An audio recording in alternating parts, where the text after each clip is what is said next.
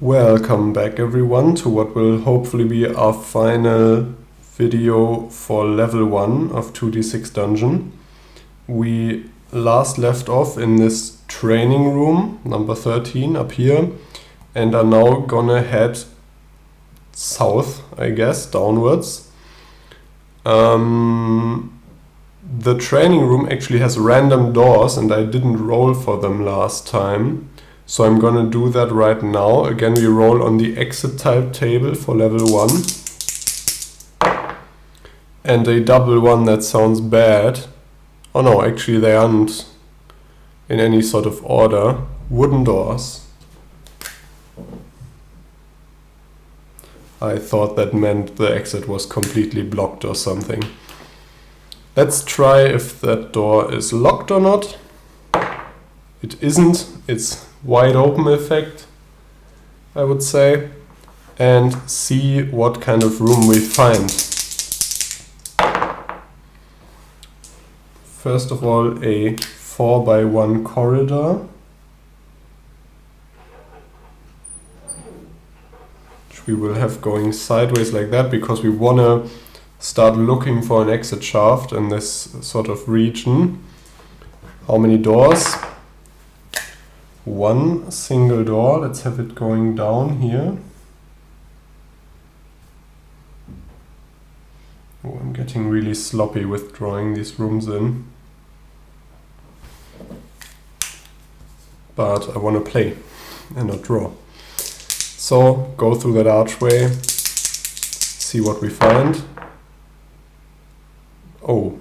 Yeah, so I got confused there for a second, but we've actually had this before, so what this means is because it's doubles, we roll again and add the numbers up. So let's hope for something big. Okay, 6x3, which will then be a 7x4 room.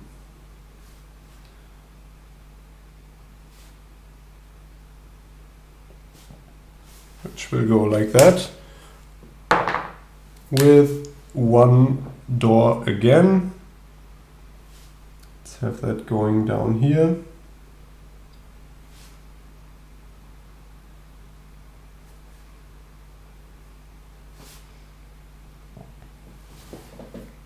And let's see what this room holds for us. Okay, so because it's 7x4, it's not big enough to be a large room.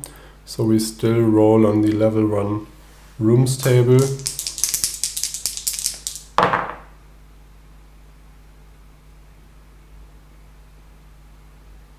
6 and a 3. A jail. There are some metal bars set into the stone floor, forming 2 dirty prison cells. A jailer jumps up. You must face them. If you survive, roll on ENP 1 -2. And it's got reinforced doors. Makes sense for a jail.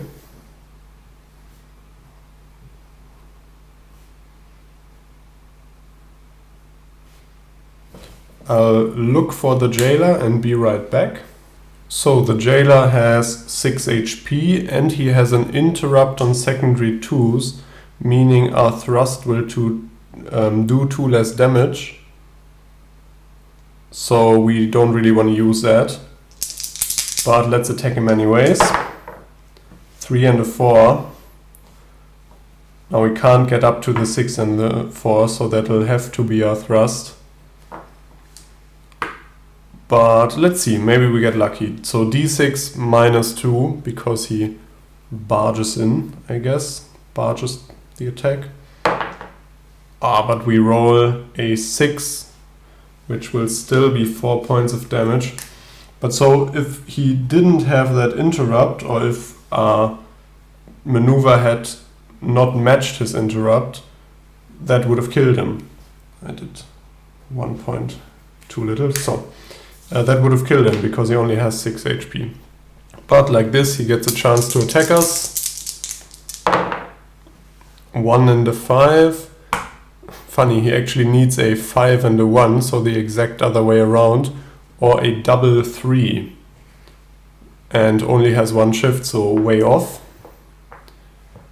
Round 2. Let's attack again. Maybe we can just end this. 2 and a 5 with our 2 shift is looking like a miss. He attacks back. 3 and a 6. He can't get to his double 3 and he can't get to his 5 and a 1. Round 3. I'm speeding this up because we've seen it a lot of times now. And especially if everyone's just missing, then it's not really that interesting, is it? So we miss. And he rolls a 2 and a 1. Again, can't get to a double 3, can't get to a 5 and a 1. So fatigue sets in, 1 extra shift. 2 and a 4. We can do something with 3 shift. We can't get to our heavy slash, but we can do, at least try to do, I guess, another thrust. D6 damage. Yeah, and that'll be D6 minus 2 because of his interrupt. So only 1 damage. Annoying. He's got 1 HP left. Really tough, this guy. But so that's what I was talking about earlier. If you encounter an enemy that exactly has interrupts for your moveset, so we've only used the thrust now, but if he also had an interrupt for the heavy slash, it can really make a fight a lot harder. And encountering the same enemy with another character or at least another weapon might be much easier because they don't counter your maneuvers. So yeah, maybe we've just gotten lucky with the enemies up to this point. You know, we've had a few interrupts, but not that many. I think the apothecary had that gas bomb. No, that wasn't an interrupt, that was an attack, I think. Yeah, but we had a few interrupts, but not that badly, like this. He's already blocked 4 damage this fight, so yeah. 3 and a 5, he has the extra shift, so he can now get down to his double 3. Punching us, D6 minus 3 damage. Ooh, and he rolls a 6, so we'll take another 3 damage. Let's end this. All we gotta do is hit. He's got 1 HP. 5 and a 2 with 4 shift. Yes, this is looking like a heavy slash, which he has nothing against. Or I think he has something against being hit, but he has nothing to counter that, I should say. And 5 damage. Yeah, that was going to kill him anyways. Yeah, looked spicy there for a bit, or at least like he was gonna hurt us a bit more. We roll on pouch table 1+1 and we gain 10 XP. I have to erase the XP again. We'll be up to 218. Which is not bad. And pouch table 1+1. Sounds good. I always like having bonuses on the rolls, because it means you get better loot, at least on average.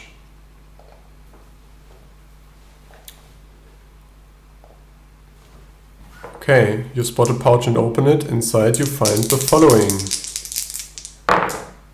Ooh, and we've rolled an 11 plus 1, which will be a 12, so the best possible roll. The pouch is crammed with coins. You count 2d6 silver coins and d6 plus 3 gold coins. Okay, so let's note down the pouch first. 2d6 silver coins. That's a nice roll as well. 10 silver coins. 47. We might be able to go shopping back in town. And d6 plus 3 gold coins. Let's use the green die. Okay, that's a 1. But plus 3 is still 4 gold coins. So not bad considering we've had 8 up to this point. Yeah, so we're looking pretty good on the money front, I think. 12 gold, 47 silver, 28 copper. Also a silk rope for 8 silver, and that golden buckle for 7 gold coins, which is, I think, very valuable, relatively speaking. So that was a fight, but we still have prisoners. At least there's a possibility, I think. If you survive, roll on ENP1 -2. And what ENP1 is the encounter prisoner table, which again is 2d6, and it sort of can lead to different prisoners. I think some even have quests for you maybe, but we can liberate prisoners. I've never talked about this because it was never important up to this point. If we do so, they sort of leave the dungeon on their own, we mark that down, and there's a possibility of meeting them back in town or their relatives, and maybe they might give us something as thanks for liberating them. Let's see here. Okay, so that's a 6, but we have that -2 on the roll, so it'll be a 4. A shackled prisoner, long dead, oh no, hangs from his arms high up on the wall as if a warning of what's to come. That's scary. Maybe we shouldn't proceed through that reinforced door down here, but I really wanted to. Well, let's first look for an exit on the outer wall here. Again, for every square, which in this case are 7, we roll once, and if we roll a 6, I think we find an exit shaft. So top one, no, and there is one sort of second one from the top. Just put a little E here. Funny, it's exactly behind the little cupboard or weapons rack I've drawn in there. So maybe a bit of a hidden exit shaft behind the weapon rack. Cool. But let's still see if we can't go down and find maybe the way down to the next floor. Or let's first see if this reinforced door is even open. So it's open. Let's go through there and see if we can find a nice final room, because I think that'll be the last room for the level. Sort of seems like with finding that dead prisoner here, now is sort of the final push for this level. A 4x3 room with 3 doors, oh god. A 4x3. Put it like this. It's a small room. Actually, I'm just gonna sort of house rule that so that room has no doors, because I think it'd be kind of silly if the way down was right next to the entrance here. I mean, kind of ironic, but we'll say that's, you know, the reinforced door at the back of the jail with the jailer in front of it and the dead prisoner leads to a little sort of closed off space, and that's where the way down is located. But despite that, we still have to roll for that room and see what we find. So one last room.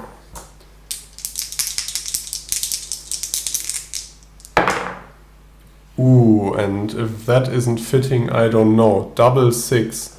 I don't know if that's a interesting room or not. I would expect it to be a stove room. To one side is a hot stove, some chairs and a large muddy hemp rug and a clay tankard. Okay, 2 seated people jump up and attack. Okay, no. Roll on L1G -1 and L1M -1, and after we get to roll on some sort of, I think, some sort of treasure table maybe. TCT1 +2, sounds good. Stove room. I'll also put in the stairs going down here, like that. And I'll pretty it up later. Let's first roll for the enemies, the two people. L1G -1 and L1M -1. I hope I won't take long looking for those. No, okay. I think they're even on the same page of the manual. Yes. Level 1 guards and level 1 marshal. Okay. So L1G -1 is a 4 -1 is a 3, is another guard. And level 1 marshal, also -1, is a 2 -1 is a scout. Didn't we fight a scout before? Yeah. I think the scout had some interrupt that was important for us. I'm not sure. I have to look that up again. But the scout has 5 HP and the guard has 7.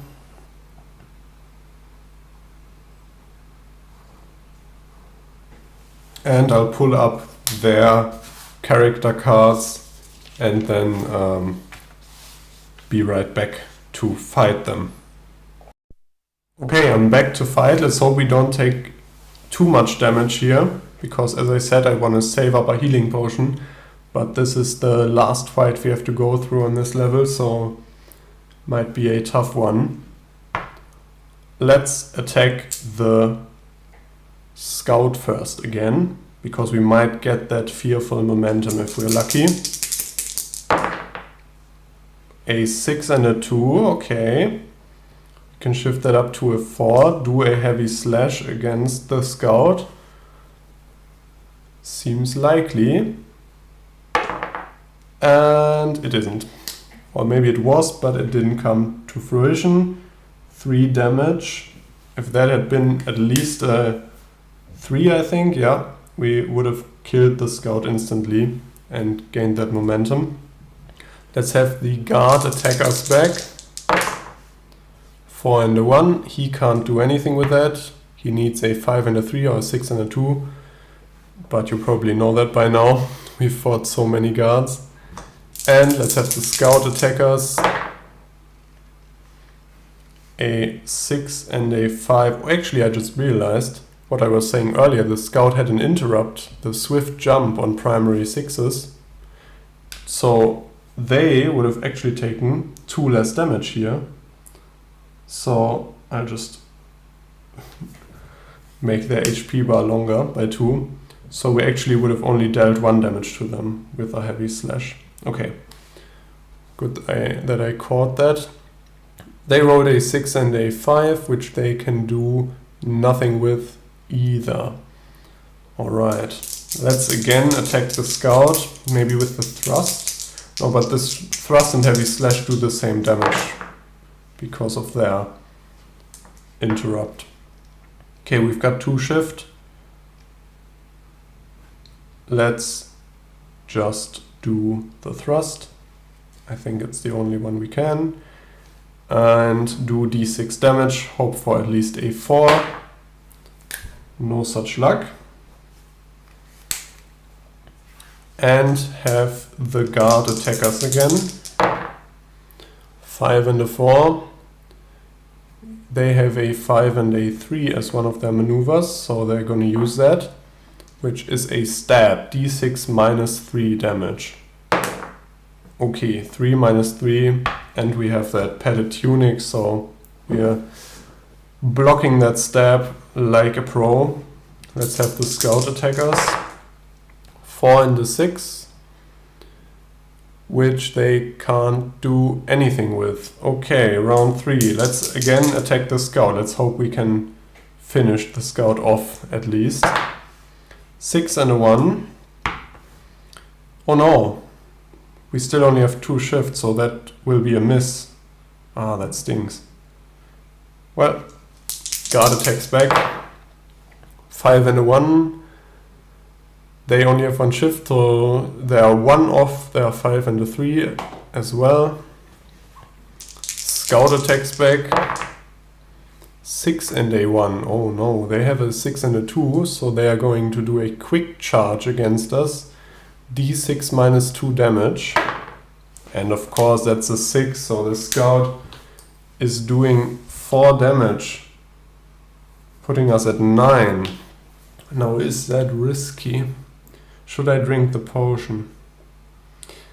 I think I won't. I'm gonna play it a bit risky and just attack the scout again. And reason is we now get that 1 extra shift, so I think it's likely we're going to be able to actually hit and kill them. Not with a roll like that, I can tell you. Oh no. This isn't going too great. Okay, guard attacks back. 5 and a 3. I think that's an exact strike, which again the enemies can't do, but that's exactly their maneuver. Yeah.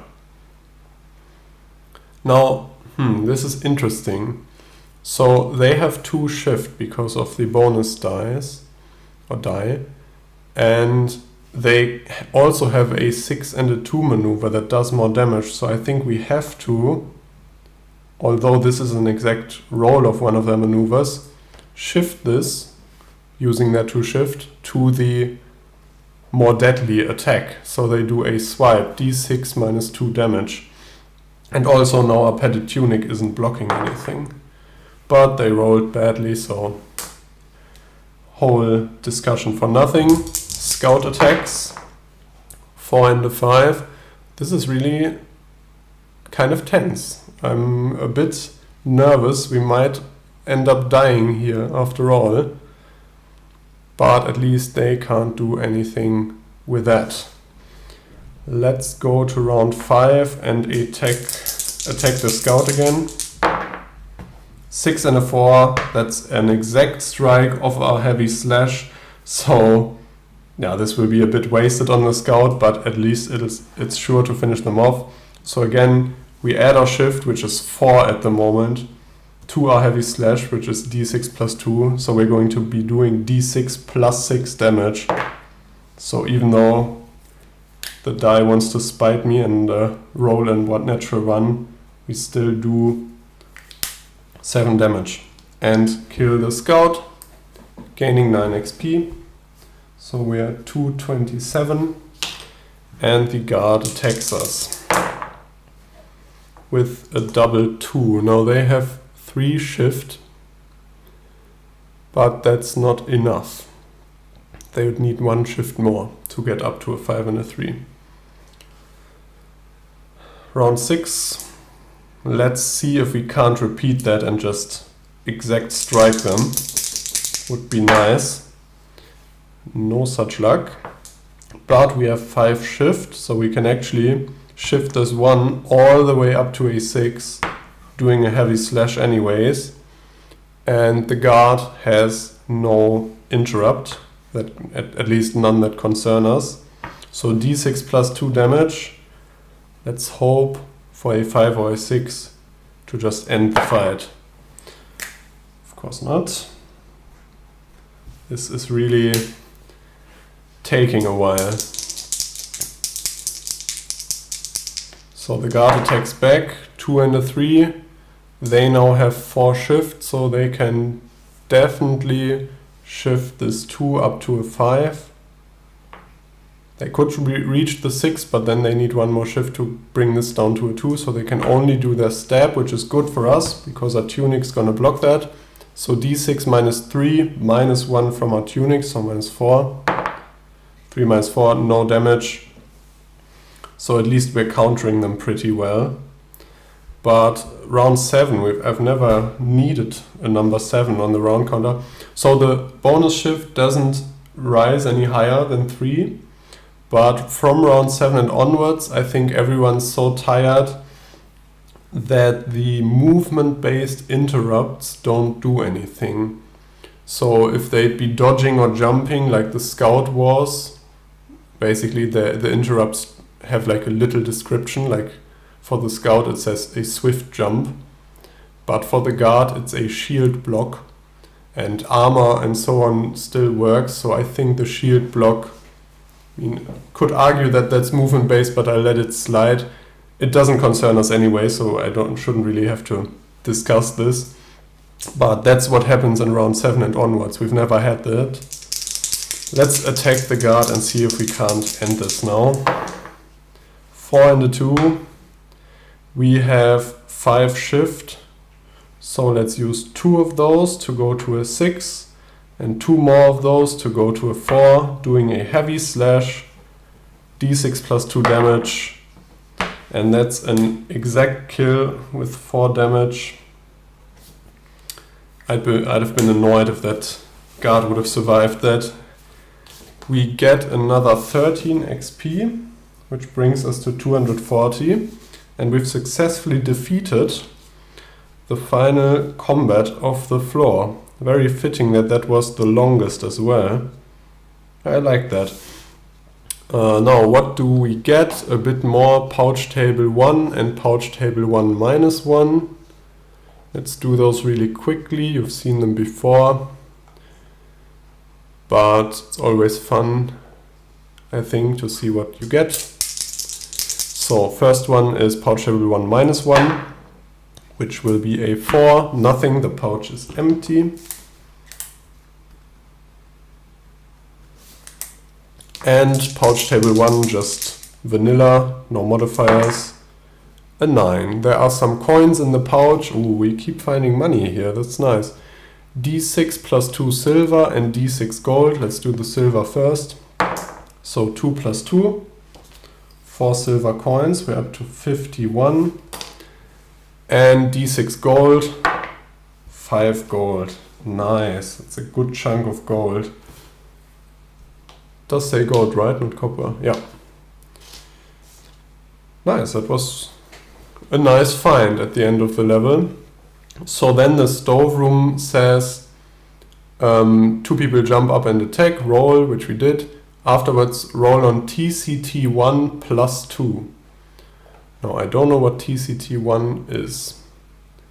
Maybe treasure chest table? TCT?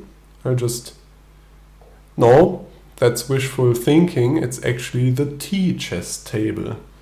So we won't be finding treasure, we'll be finding tea, I suppose. Let's roll 2d6. TCT1 plus 2. Ooh, and that's an 11 plus 2, so we're going to be finding some prime tea, I think. So a 12, it doesn't go higher. Wrapped in some paper at the bottom of a box is a dead crow. What kind of tea chest contains a dead crow? What the hell? Around its leg is an ornate gold ring worth D6 gold coins. Do we take the gold? The crow? The gold I will take. I'll take the ornate gold ring.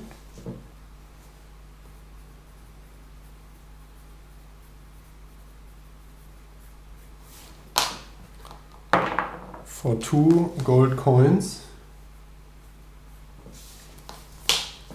It's really small, I should actually write it down in a way that I'll be able to decipher it next time. 2 gold coins. I guess I'll take the paper, but I think I'll leave the dead crow. Probably something we could offer to some freaky god, but let's not interface with the dead animals. But nice, that's a gold ring. That's the room done, and I think we'll take the exit shaft that we found earlier, go back to town, and that's gonna be the 2d6 dungeon series of videos, at least for level 1. I'll be back with level 2 in a bit, but as I said, before that I'd like to maybe look at some other games of, you know, similar genre. I've got a few games in mind, and just to mix it up and not only play 2d6 dungeon, because I feel like we are looking good and this adventure might even last a little longer still. When I started this, I didn't know if I was just gonna die on the first room after 1 or 2 videos, first floor, sorry. But this is looking really promising, so I think I'll make it a sort of reoccurring series of videos and we'll just push it as far as we can and see how long we survive. Yeah, cool stuff. I'll see you then, and till then, take care.